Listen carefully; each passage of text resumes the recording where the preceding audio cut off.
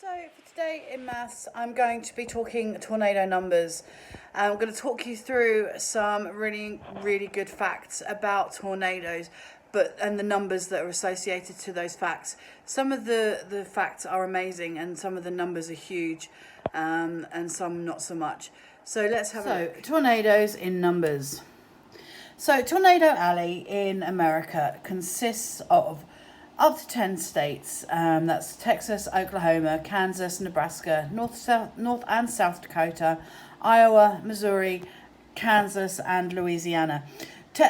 You've also got a few more in there. If you have a look at the diagram here, we've got Wyoming, Colorado, Tennessee, Kentucky, Ohio, Indiana, Illinois, and Minnesota all included there as well. So there's lots and lots of states in America where tornadoes have been known to frequent. I've also read that tornadoes have also been known to pop up in places where they're not expected, like Philadelphia. In 1985 there was quite a big one there. So our next, the longest lasting tornado. The longest lasting tornado was on record currently was on the 8th of March in 1925, and it travelled 219 miles in 3 hours. 10 house runs to anyone who can work out how fast that tornado was travelling. So that's the longest lasting single tornado, 3 hours long. The widest tornado was recorded on the 31st of March in 2013 in Oklahoma. It was 2.6 miles wide.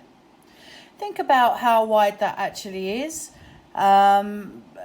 It's approximately 3 or 4 miles across Stevenage from north to south.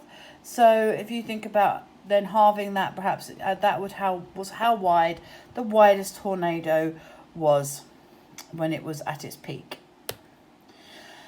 The worst tornado outbreak was between the 25th and 28th of April in 2011. Over 207 tornadoes touched down on the 27th of April alone. That's a lot of tornadoes. And they swept through 5 different states. So it wasn't just in one place, it was over 5 different states, but there were over 207 on one day alone. At least 4 of them were rated EF5. That is the strongest measure of a tornado possible. So there were lots of tornadoes on that day. Tornado time. So tornadoes can last anywhere between a few seconds to several hours. The average twister, however, remains on the ground for 5 minutes. If you have a look there, the picture there, that twister is not touching ground. We're talking about them when they are actually on the ground. Okay. So the measure of a tornado. So we will have a look at this. If you have looked at my research video this week, you will see that this was also in the research video. So an EF0 is anywhere between 40 and 72 miles per hour and does minor damage. An EF1, 73 to 112 miles per hour and does moderate damage. An EF2 does 113 to 157 miles per hour and it does considerable damage. An EF3 is 158 to 206 miles per hour and it will do critical damage.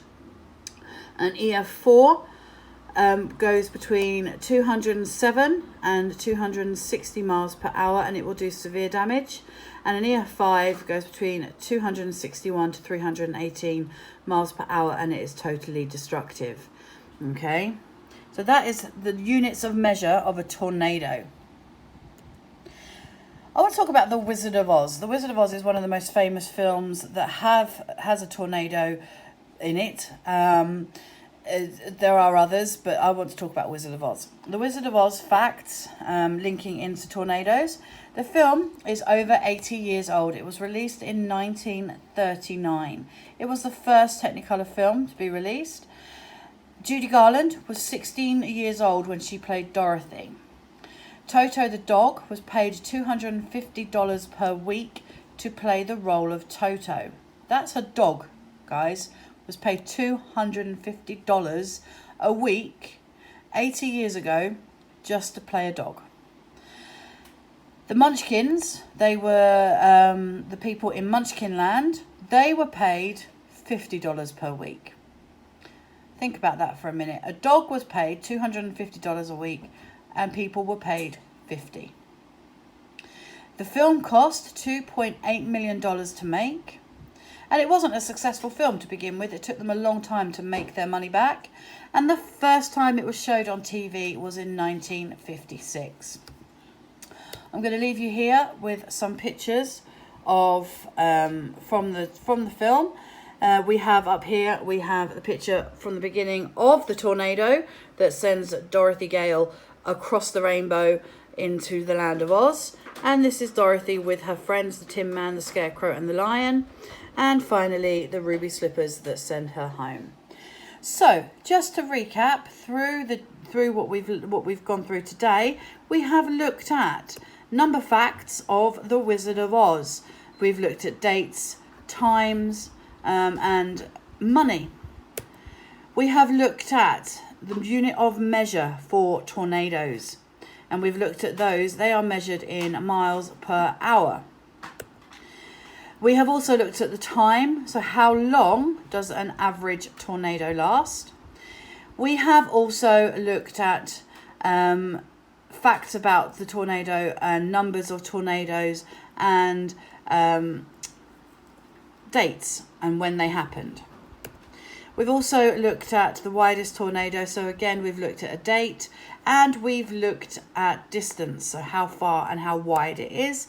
And finally, we have looked at the longest lasting tornado, so we've looked at a date, travel, so we've looked at how far, and we've looked at the distance in miles, and time and how long.